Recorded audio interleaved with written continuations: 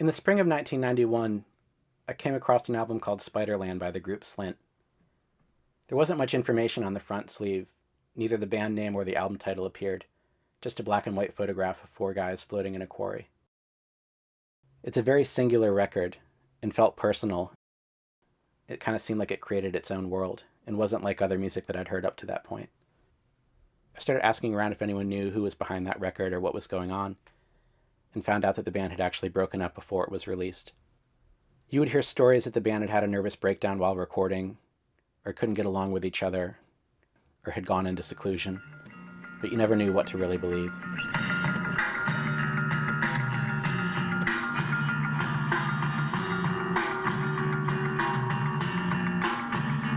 Anytime I heard rumors that some combination of the guys from Slint might be performing, I would drive up to Louisville from Athens, Georgia to go explore it, bringing cameras with me and shooting footage when I went. It never turned out to be true. Sometimes when I would go visit, I would end up at bizarre house parties in strange buildings that seemed like they were half collapsing, where there were desiccated chickens nailed up to the wall with strings going through them like a puppet, while some noise band played.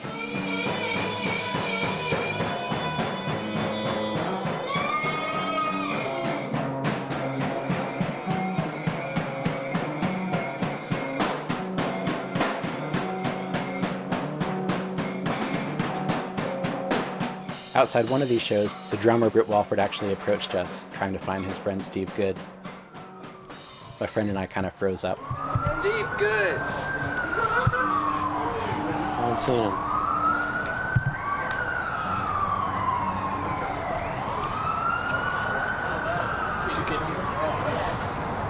Yes. Correct.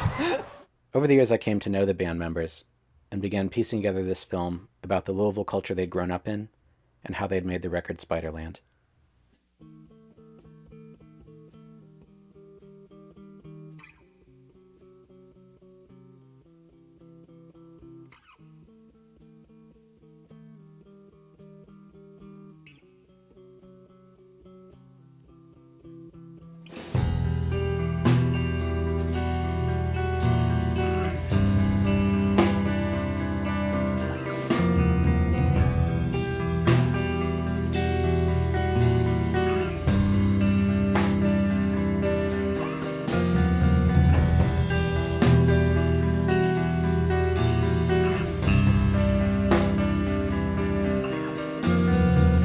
At some point as a kid, I was just bored of rock, and right after that is when I met Brian.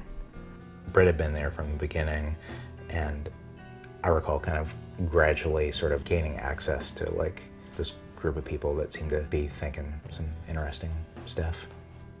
This is the Brown School, 9 floors straight up in the heart of downtown Louisville. It's not only the physical structure and the location that make the Brown School unique, but the people inside, the students and teachers. They know the most about this uniqueness. 1980, I think, would have been the year that Britt and I met. And it would have been when I enrolled at the Brown School. It was sort of a small, experimental public school. It treated the kids more like they were adults. It definitely like encouraged creativity and this sort of group, sort of collaborative setting. But, you know, other than just sort of like hallway shenanigans, I'd be hard pressed to say what exactly we achieved. They were inseparable. I was not sure Brian wasn't one of the members of the family here a lot of the times, because I mean, Brian was. They were. Well, they were both. Thick. They were both very intense. Britt and Brian went to school together since they were little kids, and they have kind of an insulated, kind of a sense of humor that they developed on their own. People kind of, I think they feed off it. They think somehow that it applies to them sometimes, that it's a joke that only they're in on. Well, now you're not in on the joke, you know? I mean, a lot of the times nobody knows what the fuck they're communicating like this with weird rays coming out of their eyes to each other, you know? I mean, I've known them for 25 years or something. I don't know what they're fucking laughing at half the time. When I was in high school, my friend Kathy used to refer to the two of them as the baby hardcores because we couldn't differentiate between them. Britt was a true night owl. And I mean, he would be sitting there on the phone talking to Brian at 2 a.m. in the morning. Our parents took us to this show, and it was in like a abandoned hotel, and it was, you know, just really crazy to us because we were really little and just like, I guess, intimidated, but it was really, had a really good feeling. We did a hardcore matinee on a Sunday. This would have been the fall of '82. And Languid and Flaccid opened for us, which was Britt and Brian's first band. Ned was the eldest member of the band at 13 at that time. I think Britt was 11. I remember the guys in Malignant Growth, who were quite a bit older than me, like leaning on against the wall, laughing and pointing because Ron Walford and Joe Oldham were carrying the amps in because Britt and Brian and Ned were too small to lift their own gear. You'd see Britt and Brian, and they were just like little kids standing around with terrifying giant skinheads and weird dudes in dresses. It was fucking heaven.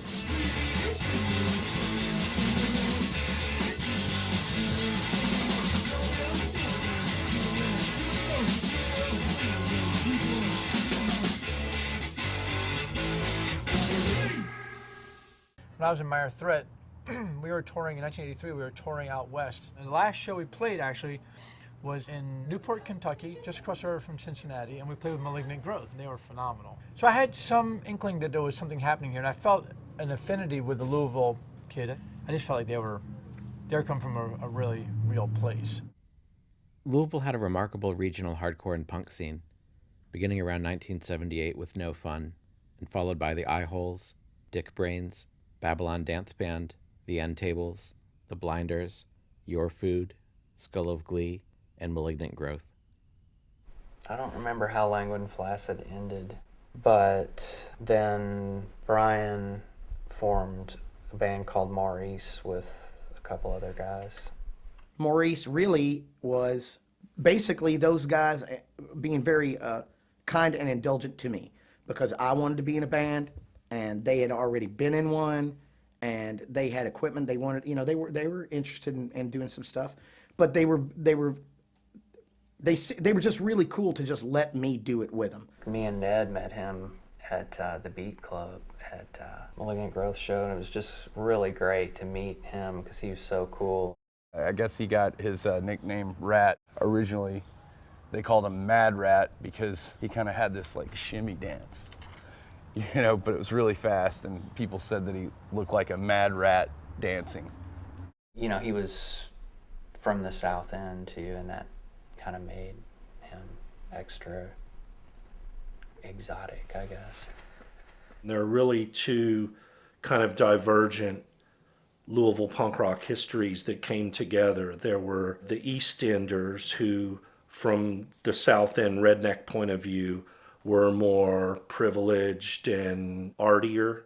And then there was the South End, the kind of the more working class redneck part of town. My best friend Mike at the time was playing bass with them, so I started going to their practices, and that was when I was first getting into punk rock and stuff. And I remember being really scared at their practices because I'd never seen anyone play drums like Britt, because he was only 14 and he was just thrashing. And the singer would go to practices, but he wouldn't sing. He would just sort of rock back and forth and pull his hair out and scream and stuff. And I was like, this is punk rock. I don't know if I like it. At that time, Britt was playing drums in Squirrel Bait, and it was a three-piece. It was David and Clark and Britt. It's weird thinking about how you passed your time when you were 14 years old.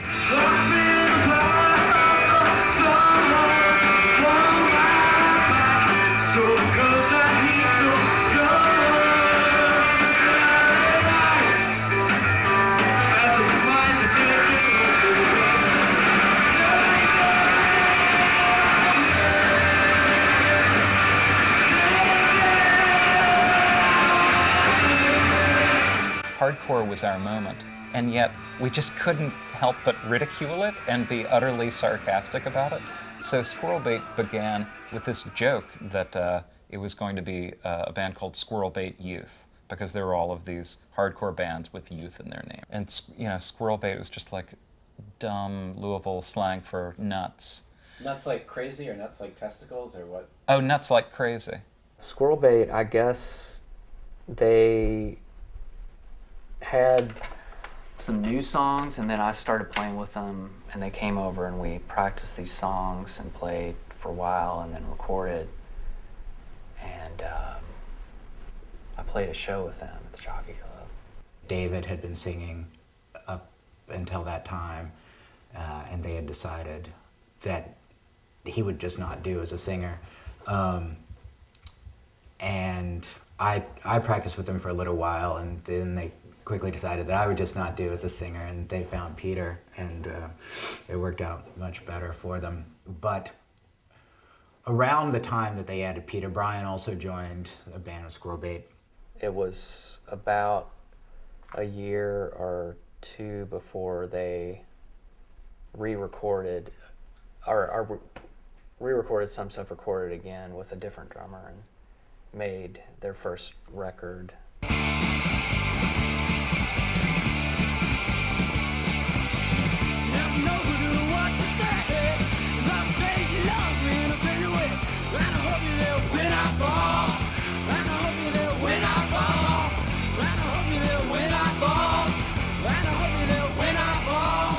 Squirrel bait shows were really weird in this town. It was like a total, it was like a college scene. Going to a squirrel bait show was like hanging out with like U of L fraternities. Britt had told David and Clark that he didn't want to play in the band anymore. He wanted to devote his time to Maurice, as I understood it. We had to have a guitar player because Brian wanted to be in Squirrel Bait all the time, and Brian was very sick of me. Britt calls me on the phone one day, he's like, listen to this.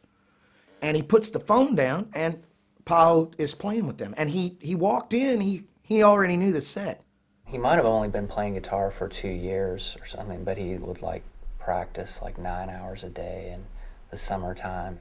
You couldn't really do anything to it. Like, you couldn't bang your head to it, you couldn't slam to it, because the thrash parts would only be for like 30 seconds, and it'd go into an incredibly slow part.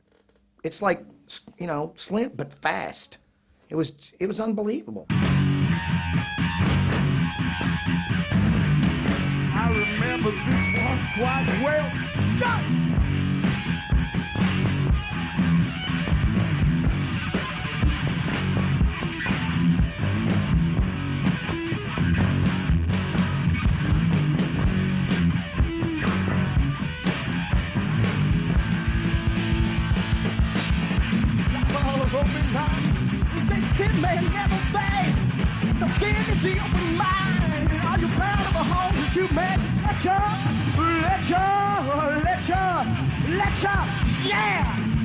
I mean, they're one of the great lost bands, you know, certainly of Louisville, if not the country.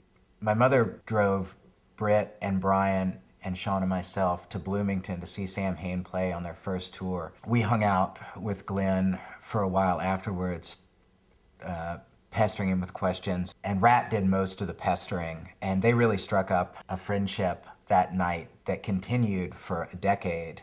It was that friendship that led Glenn Danzig to invite Maurice to open for them on tour. How old do you think you would have been when you did that Sam Hain tour? I think 14. You know, when they walked in the room, it was like, oh shit. But then, you know, we just got really comfortable with them, I guess. It was the one and only time they ever played outside of the state, at least. Will Oldham actually went along with them too, just for the hell of it. This guy named Kevin Mitchell drove us because I guess he could rent the van. Oh man, he was like the worst driver, like not very practical in any sense. I don't guess his eyes are crossed sometimes, but he would just have his eyes like barely open when he was driving, and then he'd start falling asleep and like veering, be like, Kevin, like what? We got there, didn't we, idiot? I can't even believe that we managed to tour, like convince our parents that we should leave on tour, like at that age. I don't know, like how it happened or anything. It seemed like Dave was writing some stuff that Sean was just like, wow, he's, you know, coming from a different place or something. I mean, I was raised on country music and you know, like Elton John records. So I was always looking for the song. And if it didn't have a real catchy chorus or something, I couldn't wrap my head around it. just from listening to the Minutemen a lot, I got really into clean guitar sounds. And Maurice was a pretty abrasive band, and we, suddenly we were doing this stuff that was kind of dorky and clean. The last Maurice song is a song they played last night. Now, I don't know what the Slint name of it is, but it's a Maurice song. And I remember hearing it and just being like, I can't do a fucking thing with this.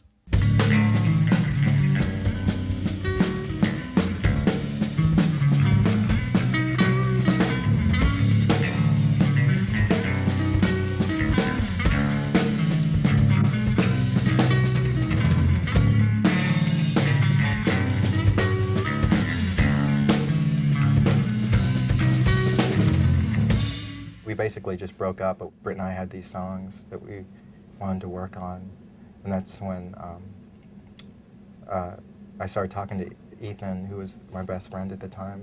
I was the oldest, and I was, I guess, about 18, and I think Britt was still about 16.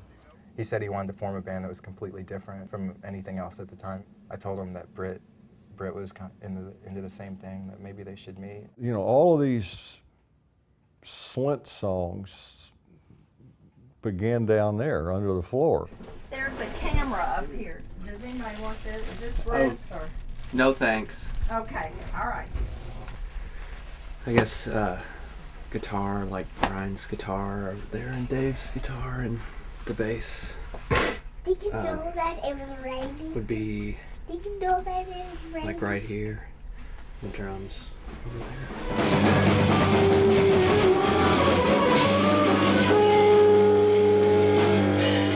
Britt's parents were great. Maurice practiced there, Squirrelbait practiced there.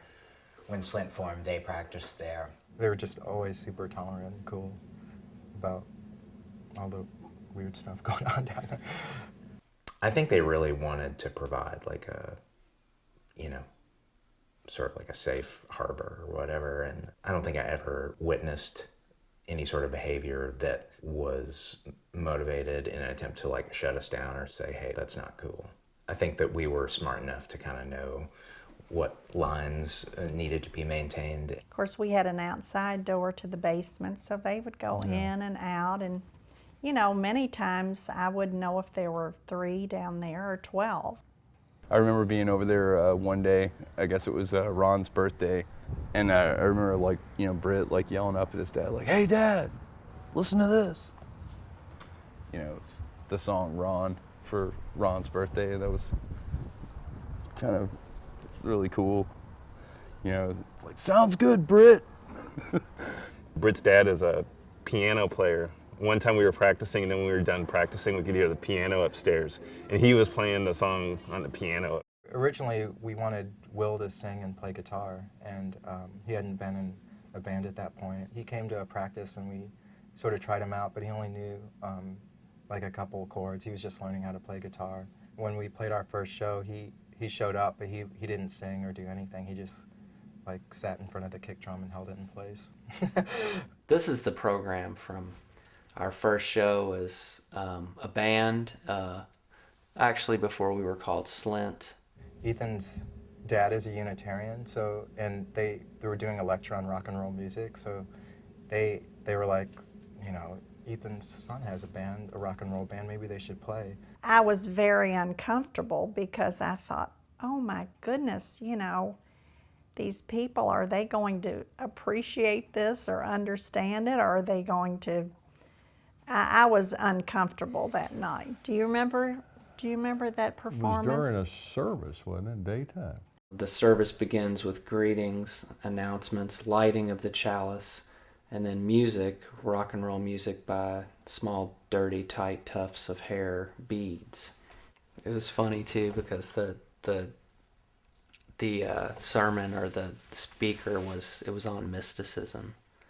I remember, we started the first song and there was just old ladies and kids crying. Dave had a full stack, and it was like pretty many people just got up and left kind of stoically, just because they were, it was just really loud.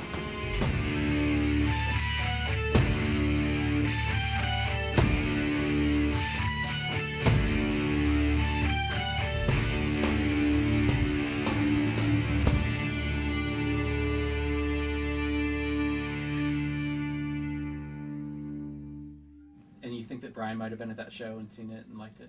Yeah, Brian came to it, and I think he recorded on micro cassette.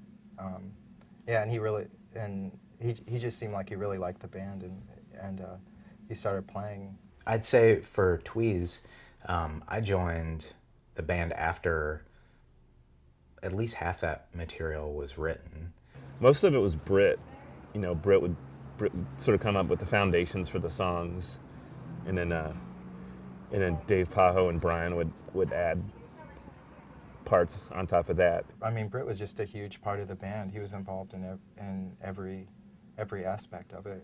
You know, he would help me like with my guitar sound or like settings on my pedals or something. Even a song like Rhoda, where the whole end of the song is just harmonics, like that's something I never would have thought of. What are harmonics?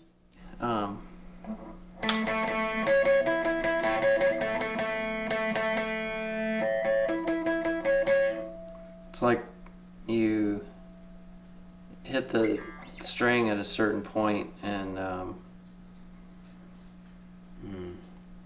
It's like when you don't fret the note like you do with a normal chord or whatever. You hit the 12th fret and the 7th and the 5th. yeah, just kind of, it's just another way to mess around. Do you remember where the band name Slint came from? I didn't know that where it until came from. recently. Yeah. I mean, I guess at the fish.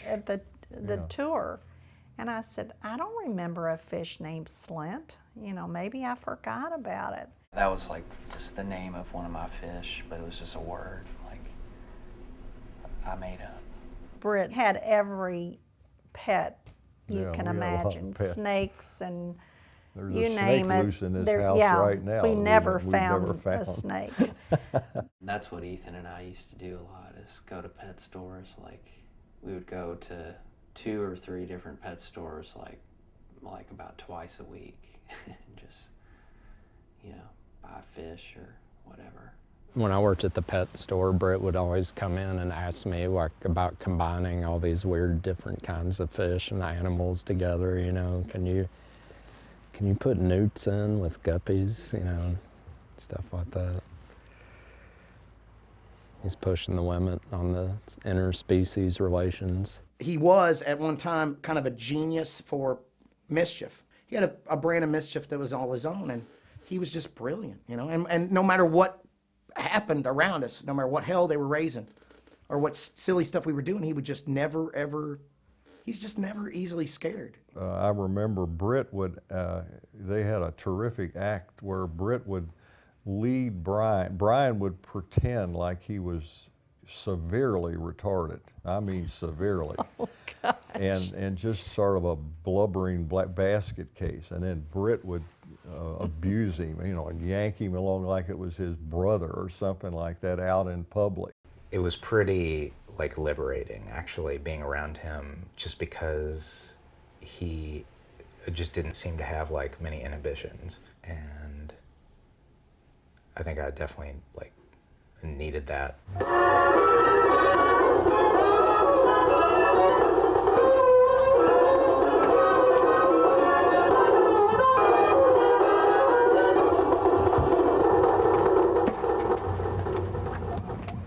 They had a lot of in-jokes. A lot of in-jokes, which was, you know, I was used to that, you know, because I think that's tribal. And I actually, I appreciate the tribal factor. But their in-jokes were just very, they were sharp. They were just like a little cruel, some of their in-jokes, I think, and just a lot of smack was being talked. But specifically, I remember being in the room and somebody farted, and there was this, everyone jumped up and was running to touch a doorknob or something like that. And I just sat there. And they said, oh, if you don't touch a doorknob, like the last one to touch a doorknob gets punched. And I said, fucking punch me. Punch me and see what happens. I don't play that shit. They were just crazy. They were kids, but they were really crazy. And I could tell that there was the intensity of that, that town, like the energy was really crazy, because it turned out, as I found out later on, the people in Louisville are just fucking crazy, right? They're just insane. I remember they played the Battle of the Bands at my high school.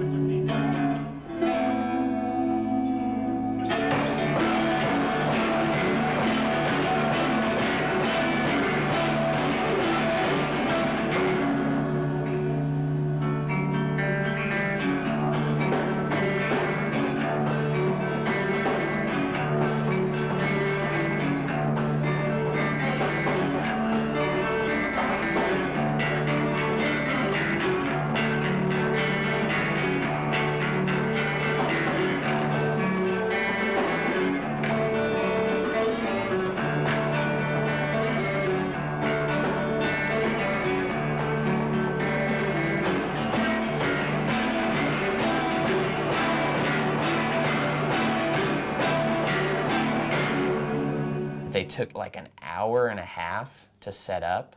I mean, people were just bitching and moaning and complaining, like, who do these kids think they are? They're taking an hour and a half to set up at a Battle of the Bands.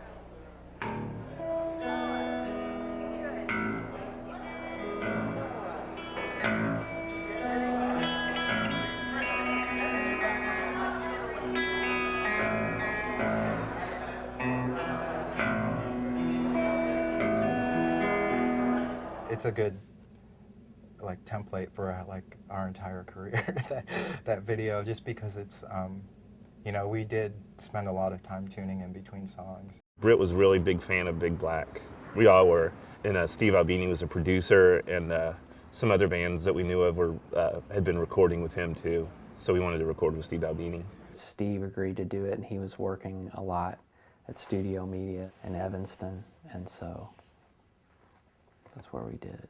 Steve hadn't met Ethan before. I just remember when we first drove to his house from Louisville, as a housewarming gift, Britt and Brian had bought him a shotgun that they got at a pawn shop.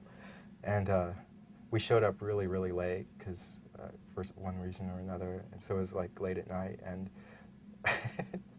we hid in the bushes or hid in the van or something, and had Ethan go to his front door with the shotgun he never met, and like, we told him just to ring the doorbell, and when he opened the door, just aim the shotgun at him and bug your eyes out. And he did it. And I remember Steve just slammed the door, and as soon as he saw Ethan, and then there was like 30-second pause, and then he opened the door. I was like, come in.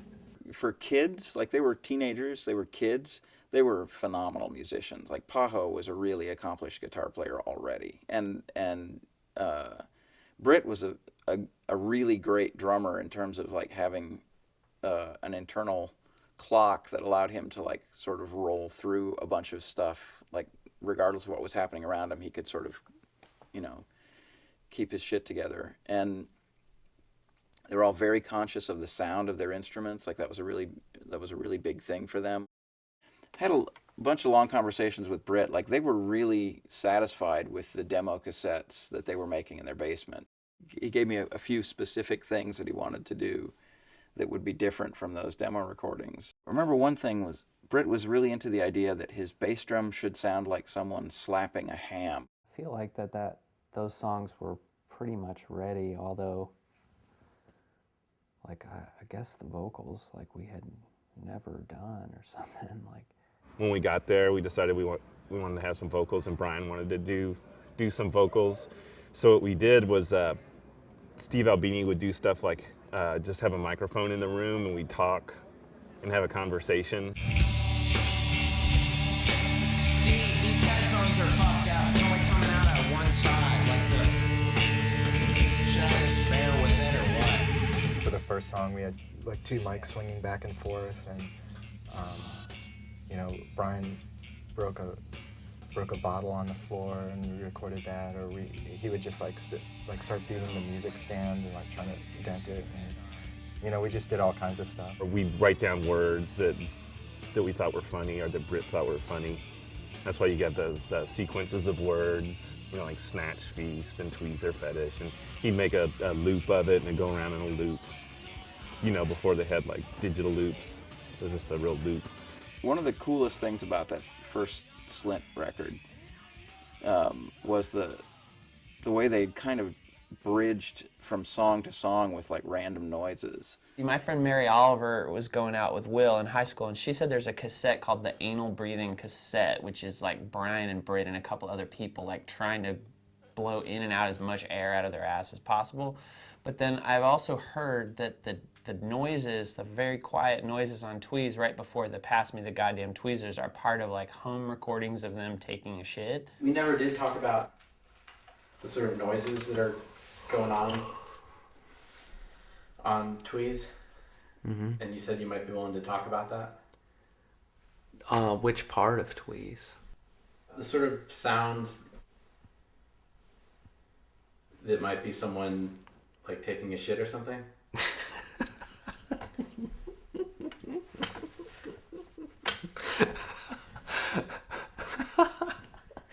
Man, you have to put you saying that in the movie. Do you want to talk about the sort of recording tapes that they made? Have you heard those at all? The what tapes? The sort of anal breathing cassette. Have you heard about that? No, I don't know what you're talking about. Man, I don't know. I don't want to comment on that stuff. Do that position again. Okay, hold it. Now get like this. Go on the other side and get like this. Like that.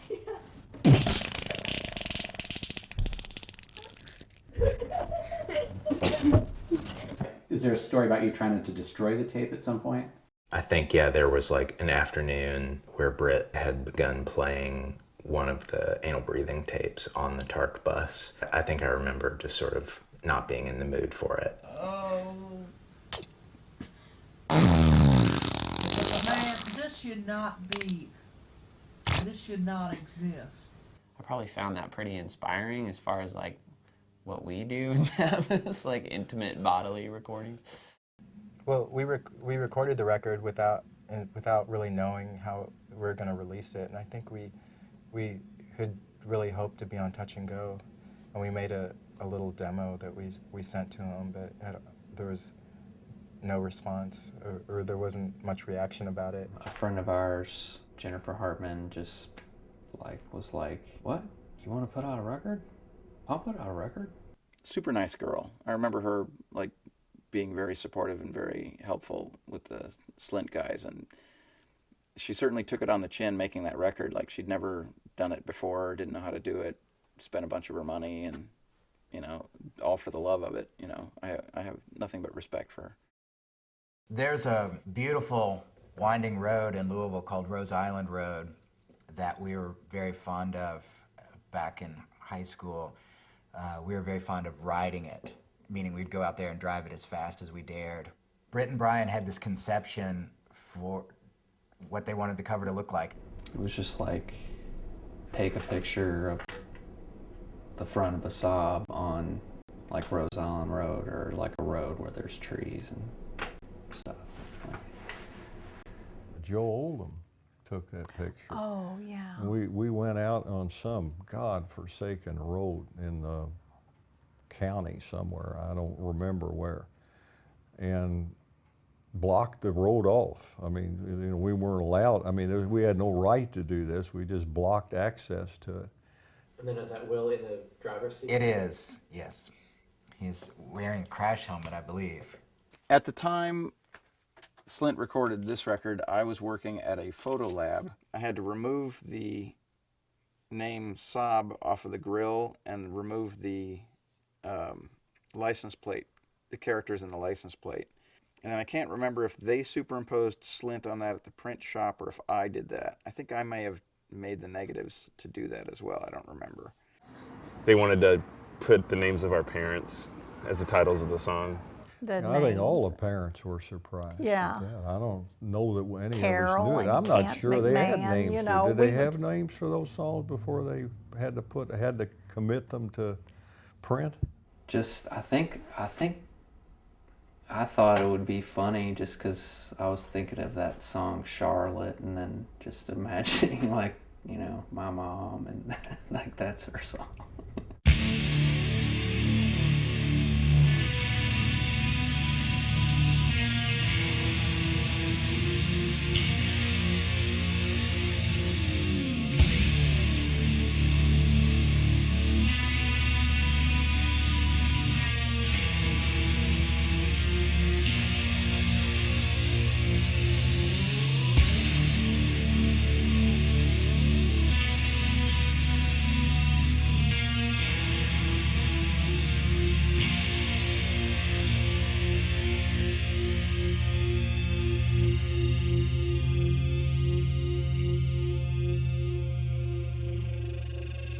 when I listen to Tweez now, it does sound like it's way more processed than it probably needed to be in terms of there being like extra sound added and stuff.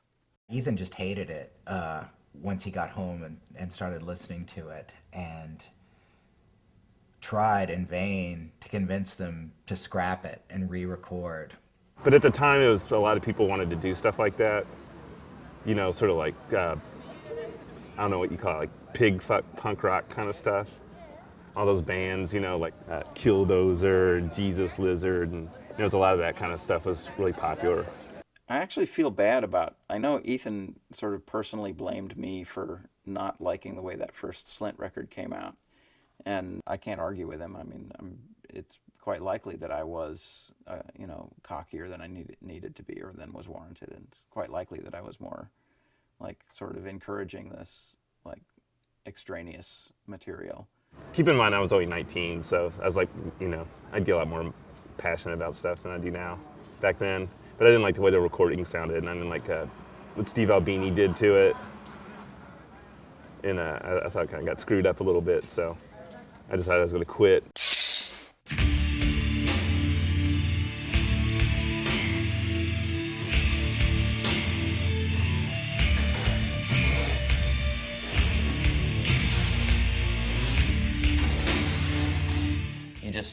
There just wasn't anything like it. I mean, I guess it's cliche, but it's just true. Like, nobody sounded like that. Past where the river bends, past where the silo stands, past where they paint the houses. Past where the river bends, past where the silo stands, past where they paint the houses. I think literally my neighbor, like, we were like cutting grass or something, and he came over and said, "You need to listen to this. This band is from here." And I really couldn't believe that there would be people who weren't much older than me that were able to do music like that. Todd Brashear had been in this hardcore band I was in called Solution Unknown. He was playing guitar with them, and he was just a huge Slint fan. He recorded it on 4-track, our show when we opened for Big Black. When Ethan quit, I guess I kind of let it be known that I would be interested in taking his place if they wanted to let me try or whatever. After they had put out Tweez, they did a short tour, mostly of the East Coast, to generally small, confused audiences. As if we didn't stand out enough already, you know, driving in a flat black van across the country with a bunch of freaks in it or whatever. We're probably lucky, really, that nobody killed us on that tour due to these signs that were made and then hung in the back of our van while we were going on this tour. One time, we're in a rest area and a guy came in and made one of us go out and take it down. Well, we didn't take it down. I'm pretty sure we did. No, I don't. That was when we got pulled over by a cop.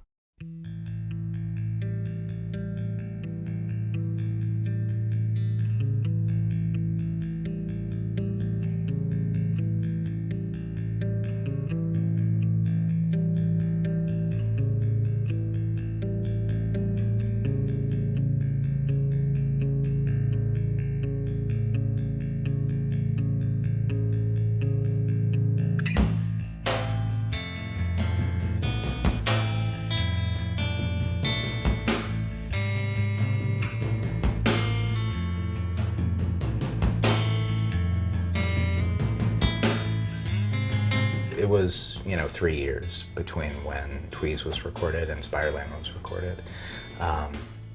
So a lot happened in those 3 years. After Tweez, Britt and Brian were going to Northwestern. Each went because the other was going there, and because they had friends there. Our friend Clark Johnson, who was in Squirrel Bait, was at Northwestern at the time. They somehow or another endured each other. And that poor girl who lived there is the third wheel. I don't know how she ever I think survived. she could hold her own. I met Brian McMahon our freshman year. Brian was like all set to move off campus his sophomore year, and so I was like, oh, maybe I could do that with you. I think it was pretty unusual that anyone lived off campus their freshman year like Britt, but like that's Britt. Like just whatever population of students just kind of blew my mind, really. really was, I didn't know people like that kind of existed, I guess. It was just weird.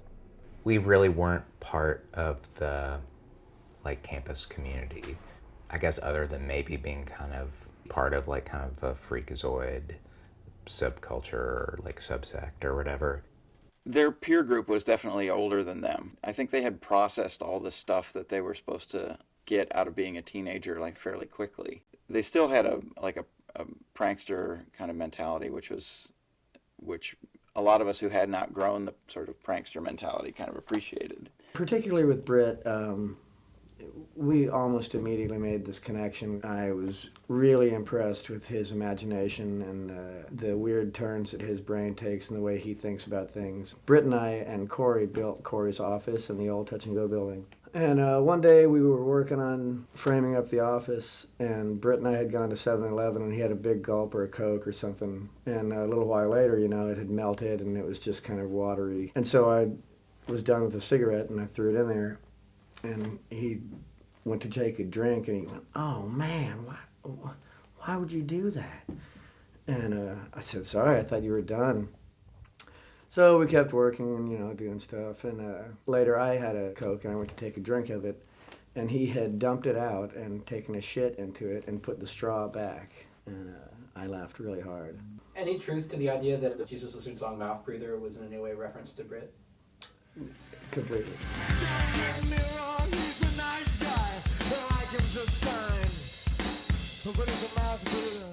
I don't really remember where I was, but I was gone for an extended period, and Britt was house sitting for me. I lived in a bungalow on the north side, and I don't know if Britt had ever lived alone in a house before. I don't know if he knew sort of how a house worked, but fairly early in the occupation, he locked himself out. So he kicked the front door in, and then nailed the front door shut with a 2x4. And he would do all of his coming and going through a window in the attic. Like he would go up to the attic and climb out the window and then hop down on the porch and then out. And then he would get back in through and that was the same way the cat got in and out of the house. And something else went wrong with the kitchen or the bathroom. Something overflowed and was leaking, and Steve had his studio down in the basement, and it rained pea water down in the basement. And I actually think I was relaying this story to David Yao at one point, and I was complaining about the state of my house and what had happened on that trip. And I literally said, "Don't get me wrong, he's a nice guy. I like him just fine, but he's a mouth breather." There was this bar called Leaders Liquors that was 2 or 3 blocks from where Steve lived. I think a lot of my memories of Britt are like sitting at the bar in Leaders, and the first time I ever really sort of got to know him better was like talking to him all night at Leaders one night, and I remember coming away just going like, what an interesting, odd kid he is. He was just uniquely different than anyone else I was hanging out with at the time, and it was especially interesting because he was several years younger than everyone else. It was that sort of indescribable Louisville quality that Slint are the core of, I think. I think the rumor at the time was that he could hypnotize girls by staring at them. That was a believable rumor. Started hanging out with Clark Johnson's younger brother, Ben. Still felt kind of like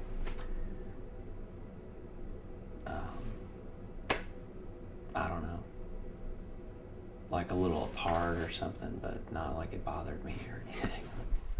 In high school, some friends of mine, we were in a band and we drove up to Chicago to see Bastro play, and we stayed with Brian and Britt, and it just seemed like such weird opposites, you know, like Brian's quietness and hospitality, and then Britt was just so wild. I mean, I remember that night, like, you know, we were kind of celebrating, and Britt turns on the Digits album and then turns on a strobe light and is playing with this hunting knife all night, you know, and we're kind of like, oh, we've been driving, let's go to bed. And like, it's just like rock and roll at volume 11, complete with strobe light and this huge survival knife, and he's kind of like picking his fingernails with it. You know, I mean, they were like cartoonishly opposed, like quiet Brian and then just totally manic, wild ass Britt. They had at some point used plywood to basically create a third bedroom just by like framing out like a crude wall, like kind of like diagonally through the center of the living room.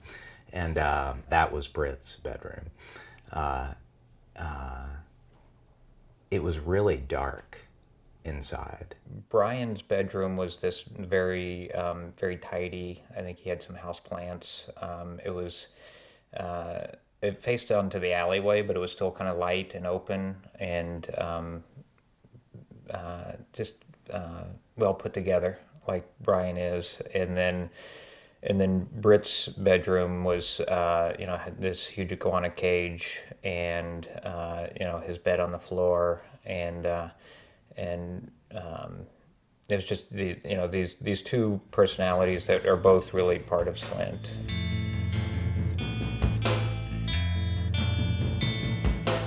In the spring of 1989, Steve Albini recorded 2 more songs with the band, which would go unreleased until 1994.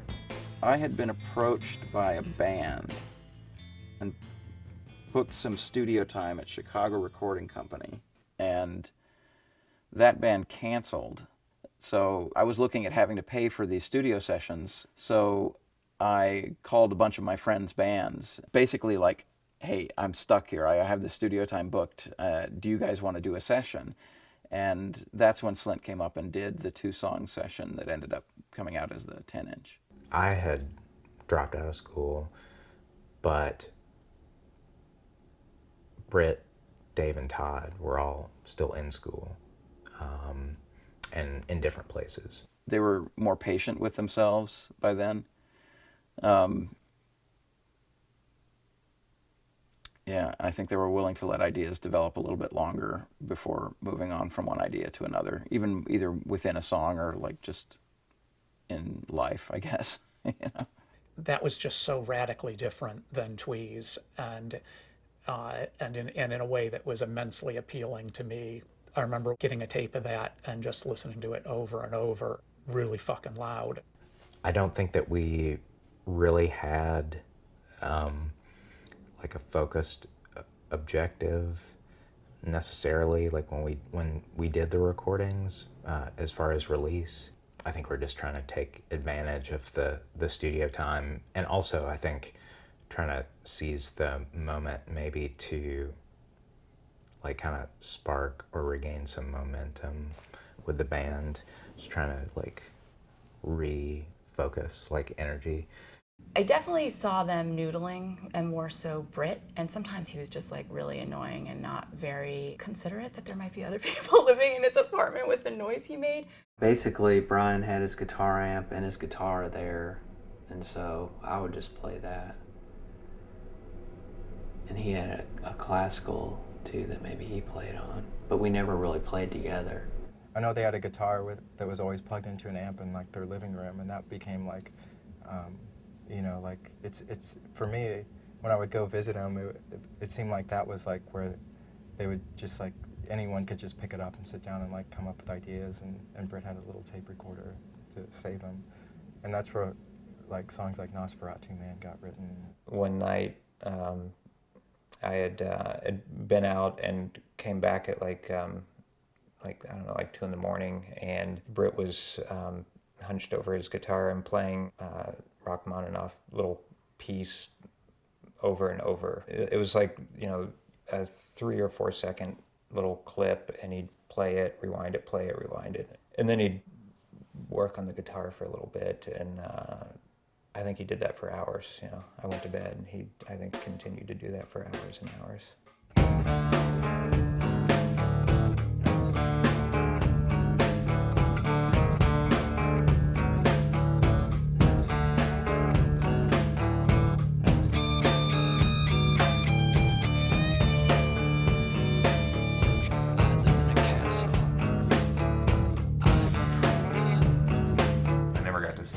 Slint play. When you're someone's brother, it's just kind of like, I was like, yeah, that's cool, but like, I'm not gonna go see him or anything. I was into my own stuff, like just video camera. I'd take video camera to Slint practice.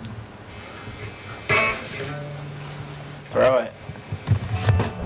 After that year of college, we all came back to town and then just worked on those songs.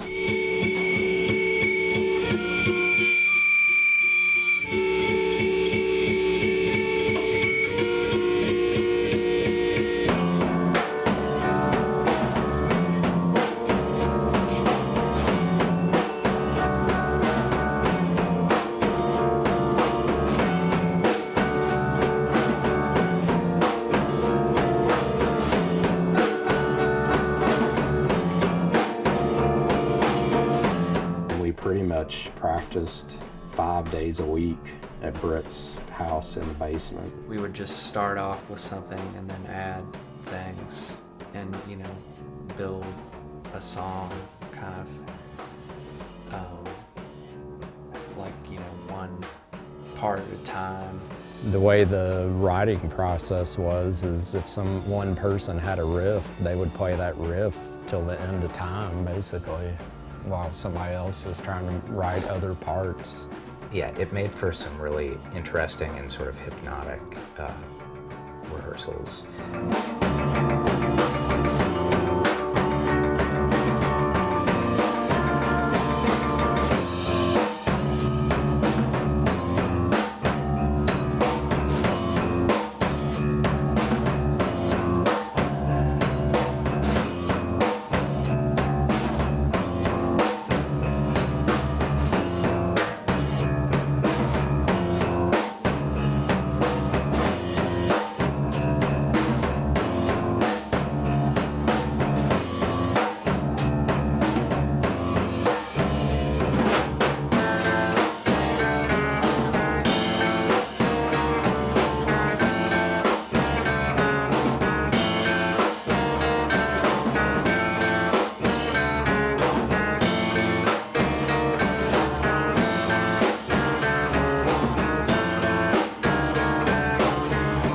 That would go on for hours,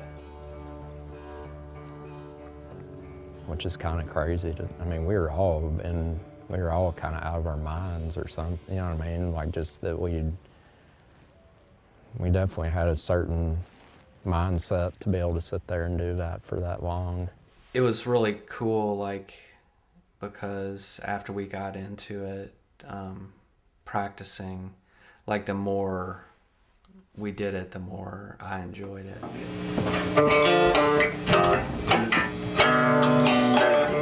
Yeah, just like, and then I kind of think it sounds good. You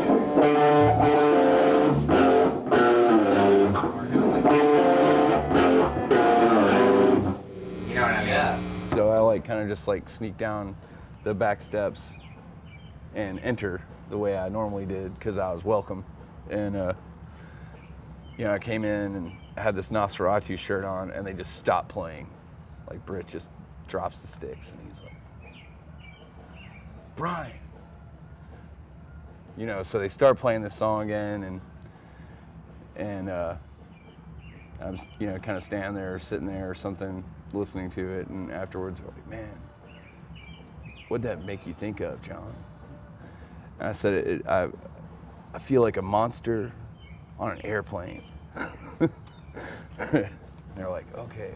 My lone experience in seeing Slint was my high school band, this kind of loud hard rock band, had a show booked in Chicago at Club Dreamers, and they played, and it was completely packed. And I just remember seeing like Albini and all of these like super swaggery tastemaker dudes just like completely silent. This was the first time I'd ever seen a show where nobody was talking and that everybody was hanging on to every note, and the band did not move a muscle.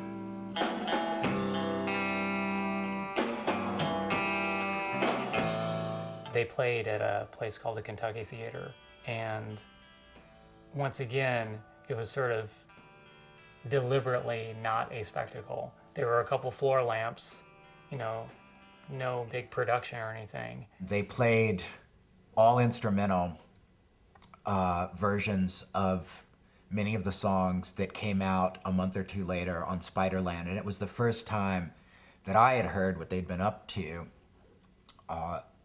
over the course of the last year. And I imagine the first time almost everyone in attendance had heard it. And we were all stunned by what we heard.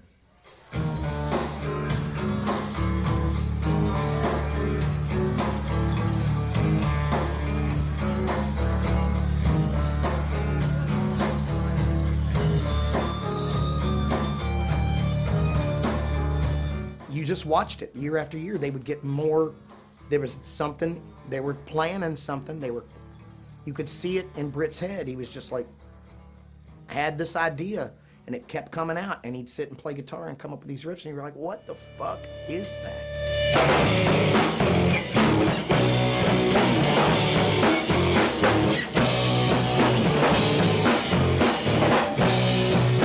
There's sort of more of a traditional songwriting element that was starting to be incorporated in our stuff, and not in the sense that we were going to start doing folk music, but it was like the songs became stories. I started thinking about lyrics like early and when the songs were developing. Although everybody else didn't necessarily hear the ideas until later on, we were like pretty loud, so it didn't really lend itself to doing these like spoken vocals in this tiny room with like Britt's huge drums and Dave's like full stack. We would record our rehearsals in the basement, and I would do 4-track vocals on top of them, largely in my parents' car in the garage. When he woke, there was no trace of the ship. Only the dawn was left behind by the storm.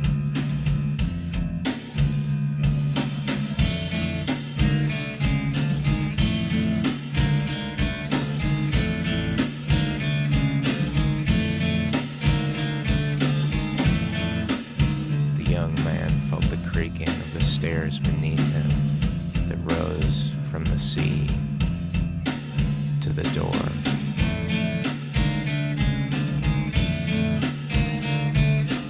So I would like basically be in a hot parked car inside of a garage in Louisville with headphones on, like in a closed car with the windows up, going like listening over to these songs and trying to figure out how I was gonna do the phrasing and stuff.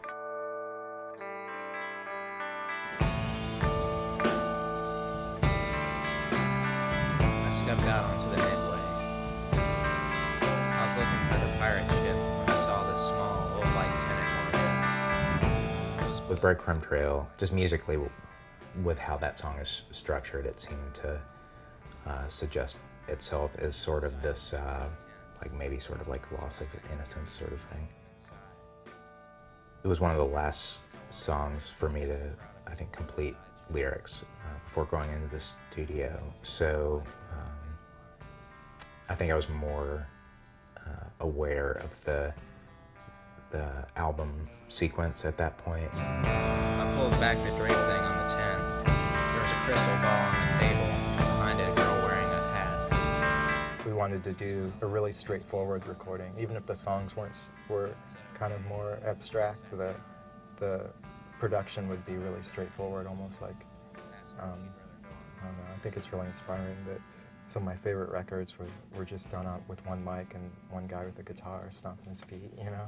After doing 2 recordings with Steve, whom we, you know, greatly respected and had an awesome relationship with, and I think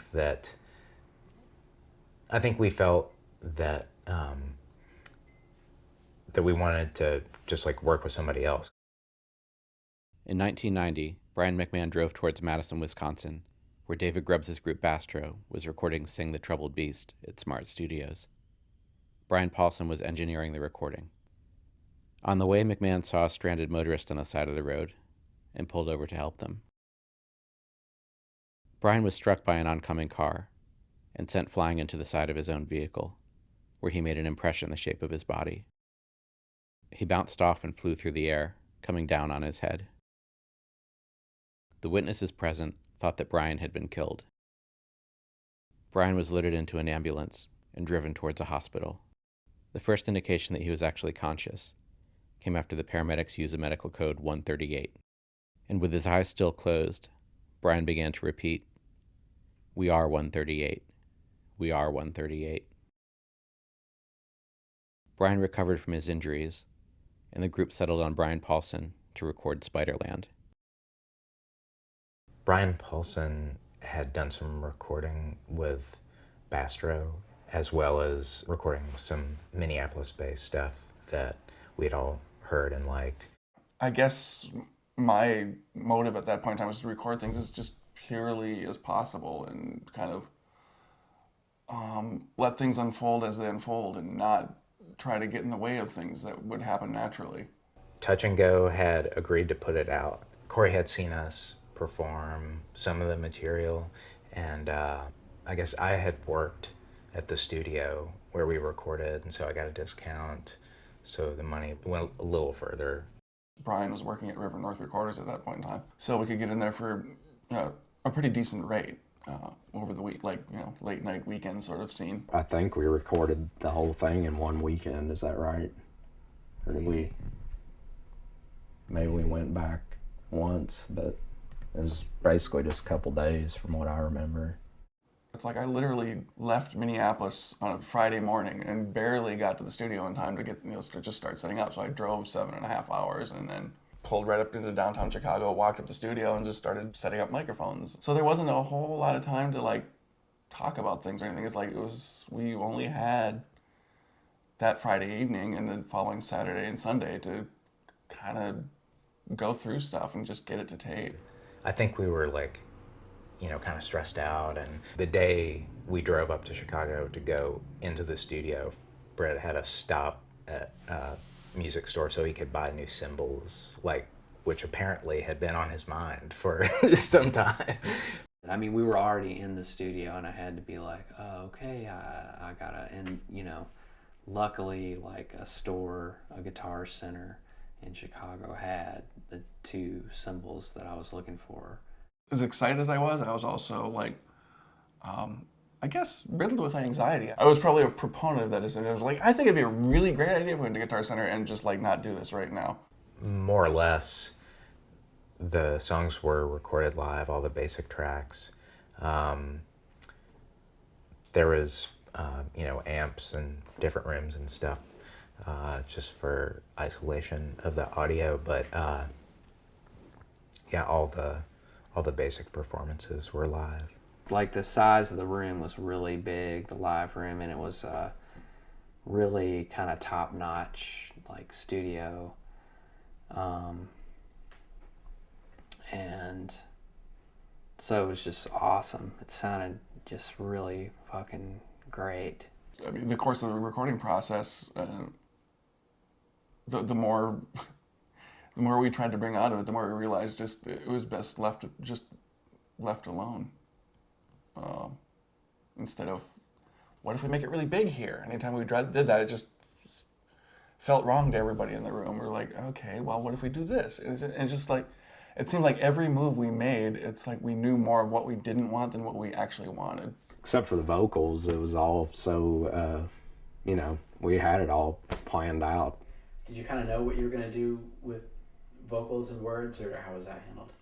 Yeah, that was last minute. I mean, for me, especially maybe, I was just put off writing lyrics for Nosferatu Man and Donnie Man. And Donnie Man we had never played, and that was pretty, it's pretty funny in retrospect, because it was at the time, people were just man, Brett, seriously, this is fucked up, because it was eating a lot of studio time. Yeah, it became very apparent to me over the course of the recording. Just like it was like this dialogue between Britt and Brian, but it seemed like Britt was the one that had the big picture in mind. I wasn't really aware of that until I guess when we started recording Don a Man. I'm like, oh wait a second, just not the tone of the instrument, but the tone of the music itself made me realize like, oh wait, this guy is kind of the guiding force behind it. Don stepped outside.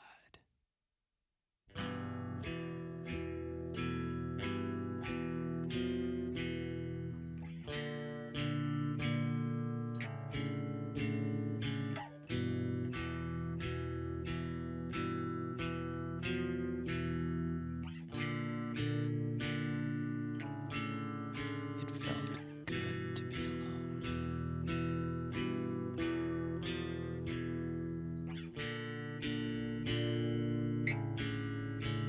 And it's funny, it's like everybody assumes that Brian was the singer, but it's like Britt on the record, it's like Britt's doing like half the vocals on that.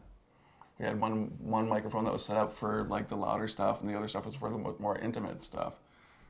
We remember we pulled out this old like RCA ribbon mic, and the people at the studio kind of like laughed at me. I'm like, nobody's used that in like 20 years. What are you doing? We have these great microphones over here. They're brand new. You probably don't want to use that. But of course, it's like those guys saw that. And they're like, we want to use that thing. The vocals were recorded so fast. I mean, maybe 2 passes or something at each song. A lot of the cool things that happened in that recording, I think, were just sort of improvised. Like, there's some backing vocals on Breadcrumb Trail that are really mixed in really quietly. Who is doing the backing vocals? Like, what is that? Maybe just Brian and Todd and Dave. And I mean, I did it too. Just like, ah. I shouted and searched the sky for a friend. Yeah, I think a lot of that stuff probably did happen at 3 or 4 in the morning, because like we were literally working until we would drop. And I mean that I think most of the time by the time we leave the studio, the sun was coming up. I knew the lyrics to Good Morning Captain just from the 4-track stuff that Brian had played for us. And but there's a spoken word part right before the big ending, the I Miss You part, that he was just sort of improvising at the time, and he was trying to build up to that part, and he was trying out different things in the studio. I'm trying to find my way home. I'm sorry. I miss you.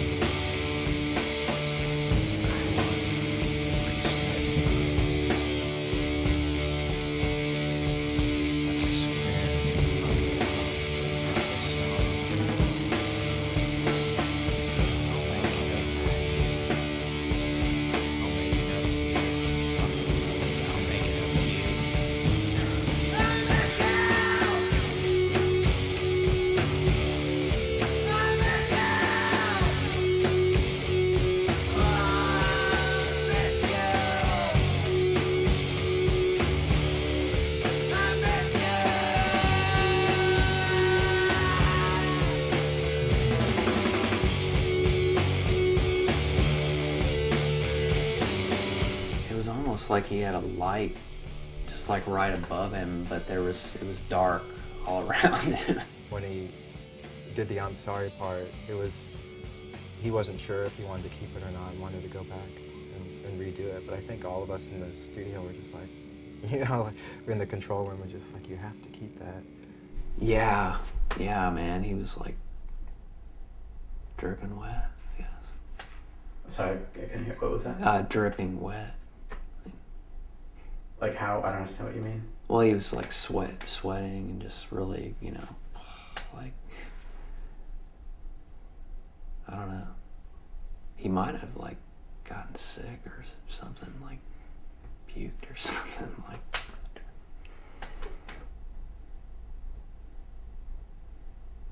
Soon after the recording of Spiderland, Brian checked himself into a hospital.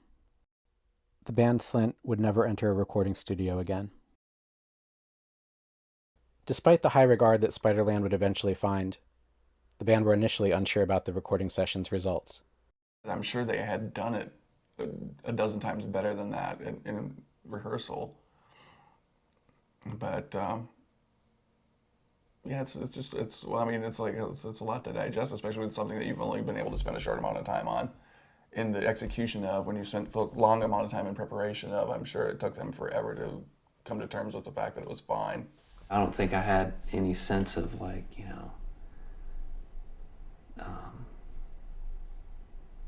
it being special in the outside world or something. Like my favorite records always get better as they go on. They don't start off strong and then get weaker. They always sort of introduce you to their world and then get better by the end of the record. And that, I think that was the basic premise for the sequencing. Brian pretty much is the foresight of the band. I mean, as far as like deciding that Glenn and Pam that we recorded at the same session would be better if they weren't on there.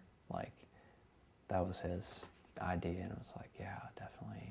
We had the idea of going to the quarry to take photos, and we took some other photos too in different locations, which just didn't really look like anything. Brian pretty much had the good eye on that. I don't know, Brian had a lot of the ideas for the name of the album was his idea. Slint, Spiderland, recorded August through October 90. Engineered by Brian Paulson Band, photo by Will Oldham, Spider photo by Noel Saltzman, interested female vocalist, right, 1864 Douglas Boulevard, Louisville, Kentucky, 40205. Were you surprised that the address of the house was going to be put on the record, and did that cause any? I didn't even know about it, but no, not really. It didn't really cause any problems. Dear Slint, I'm a girl of 5, and my daddy says I will become a singer. Too good for Slint. I'm not interested. Thank you. That's awesome. Dr. Ill. Somebody told me that we probably had a letter from P.J. Harvey in there, and I never saw it. It may still be in the box for all I know. After the recording of Spiderland, we were supposed to tour Europe. It already kind of grumbled, maybe. And then I guess, yeah, Brian quit right around that time. I don't remember what was said exactly, but the thing I do remember is he talked to us for a long time. Then he left, and I remember Britt and Dave just being like, what in the hell was he talking about? And I was like, man, he quit. It was bothering him that he was doing more of the, business and kind of taking more responsibility for the band that he felt wasn't shared, and people being late to practice or stuff like that. And he said he just felt like he was putting more into it than he was getting out of it. But it was hard to understand at the time. I think Brian felt his reasons so deeply that I don't think that I felt in a position to try to convince him that it could work. I'm sure it was hard for him to quit, and I don't know how much second guessing was or wasn't going on in his mind, but I think there was a lot going on in his mind, and a lot that was hard for him to verbalize. I think given some of the just truly sort of odd, organic way that the music had occurred in the past, it seemed that the potential for having more of a sort of required formal set of considerations for just getting things done,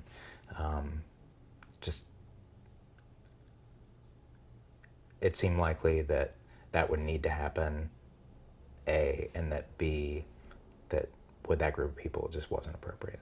I know, like talking to Britt, we just didn't want to, we didn't think it'd be right to carry on without him. So we just decided not to go under the name Slint anymore.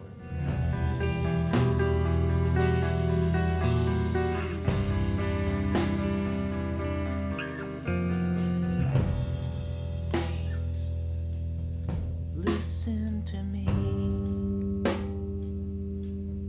Don't let go. Don't let this desperate moonlight leave me your empty pillow. Promise me the sun will rise again.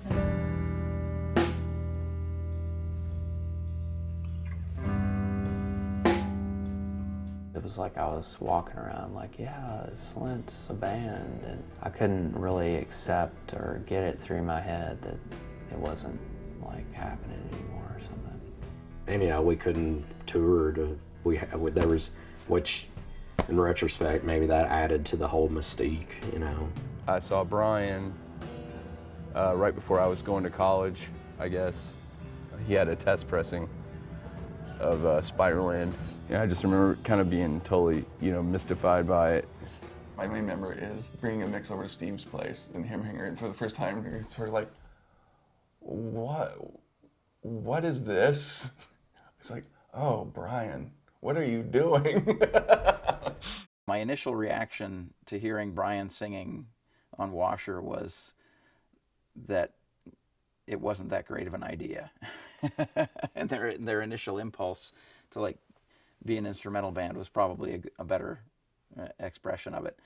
And I'm really glad I got over that. I'm really glad that, I mean, I would consider that, I would class that as listener error. That record became the soundtrack to my life at that moment. It was so different from, most of the rest of what we were putting out in a way that I just loved. The Midwest aesthetic was like tough and abrasive, and it was just a tough vibe and a noisy vibe. And the Slint thing was so vulnerable, but yet not twee in any way at all. At that moment, there was something zeitgeisty about that record in that it was this hypersensitive, gentle, thoughtful, complex, almost classical, better than dumb punk rock. And then you meet them and it's like, they were like, let's fucking make a punk rock record. Let's make like a weird, we're gonna make it kind of avant-garde. Like there was nothing really above culture about them. They were just making their band. Like the sound of that record just came to be some kind of an ideal to me. Like it's such a natural, neutral presentation of a band who totally has their shit together, There are very few records that crystallize a perception like that one did. Spiderland came out when I wasn't in Louisville anymore. So I was in a record store and I think I also bought Boredom's Soul Discharge or something, and then I see all their heads popping up out of the water and I think, oh my God, another Slint record, amazing, and buy it and put it on, and it just seemed to have multiplied itself. It was sort of like Slint cubed or something. I got into Slint like kind of at the very end, and then it just like totally hit me, and I was super into it, and I just never like really even said much of anything. Like I might have called Brian one time and just said like, man, this is really awesome. I don't think you understand. Like I this is really great, and he would just be like, yeah, that's cool. Like What I love about those songs now is like you can almost kind of experience them like paintings. Like there's like depth and space in them, and they don't take me on the same kind of linear trip that narrative songs do. And I think that's one reason I was ill-equipped to appreciate them, is probably I'm a lot more of a traditionalist than I would like to admit, at least when it comes to songwriting. Touch and Go released Spiderland in March of 1991 in a small press run of several thousand copies. Because Slint had actually broken up before its release, there were no tours, no interviews, no music videos, and not much initial response from college radio. At the time, the chances of that being big on college radio weren't that great. I mean, we tried, but like if you look at what was going on, it wasn't like college radio was just waiting for this record. One of the only pieces of promotion that did exist was a positive record review written by Steve Albini that was published in a UK music magazine called The Melody Maker. Despite the band not being around to promote Spiderland, the album began to find an audience, selling more and more copies each year, almost entirely by word of mouth. I am pretty struck by how many people checked them, what an effect that band had. Like clockwork, it just kept selling. Like every year, it would tick over another couple thousand. And what that kind of a pattern indicates is that everybody who got that record kind of cherished it. Did you ever have people mail letters or knock on the door or anything? Letters? Tons Are you of fan kidding? mail. Tons of fan mail. Fan mail.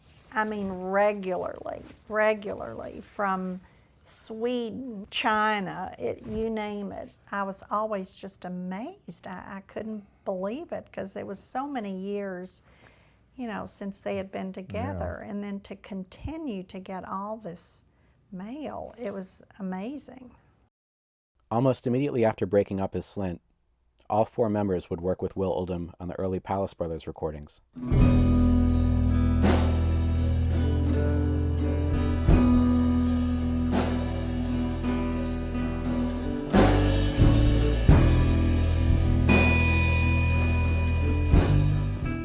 The band actually briefly reformed in both 1992 and 1994, secretly working on some new material in a remote cabin in the woods before dissolving again.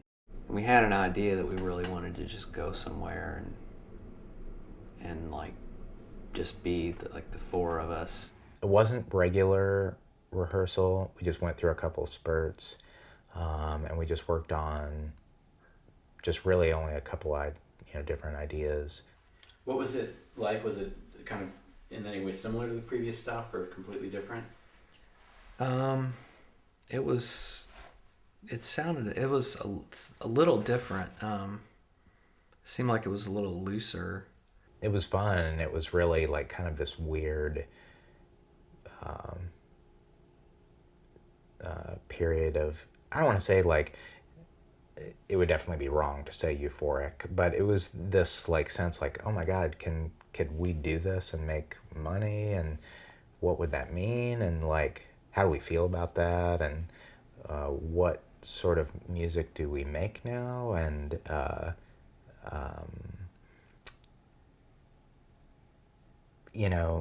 there was a lot of stuff I think on our minds in that regard, and ultimately, I just think just timing wasn't right. The members of Slint began to move away from Louisville. Britt turned up in Olympia, Washington, Seattle, and New York City. I got an apartment on B or C in 3rd Street, and he kind of took over my room. He was staying in my place and feeding my cat. Do you remember his baking job?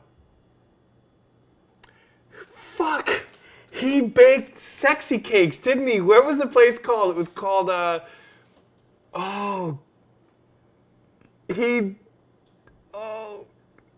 Master Bakers. Master Bakers! Shit!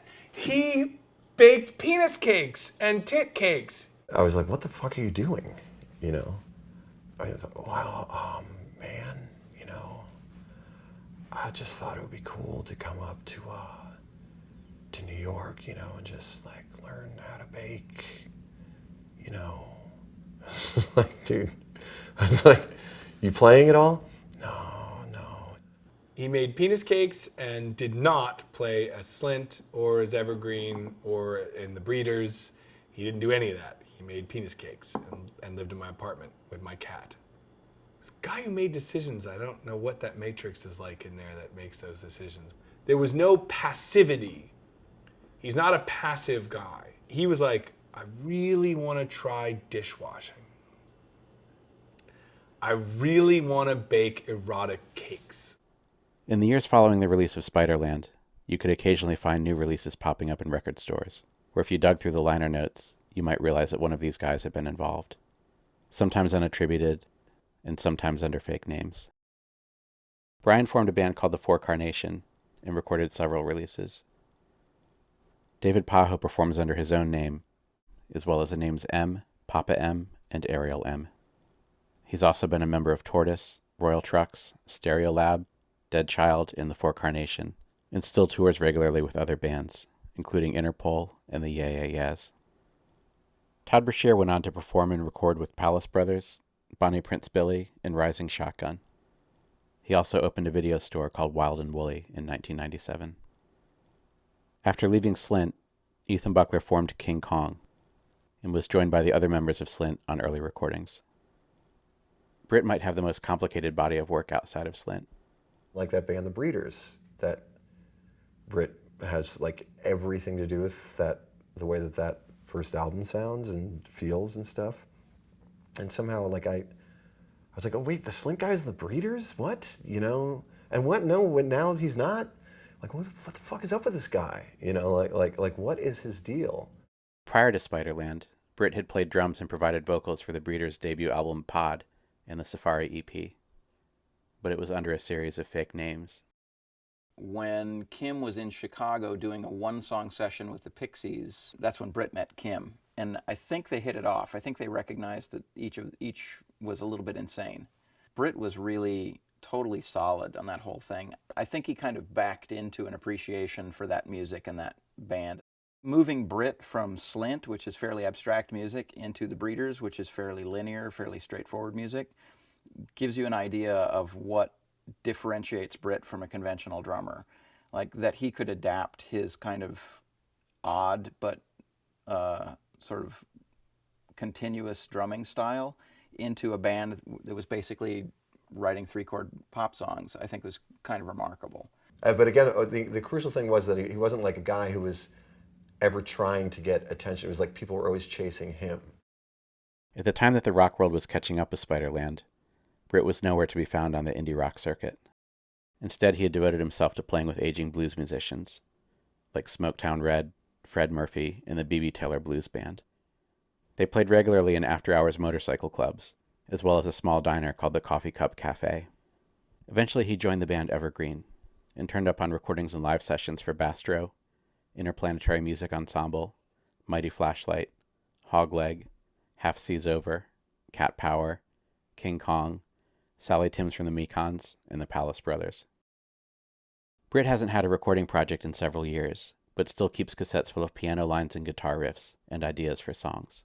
Most of the stuff that I come up with, I mean, none of it have I done anything with. Like, it's kind of just been waiting for a band. Like, I've just kind of not found another, idea for a way to, create something from it.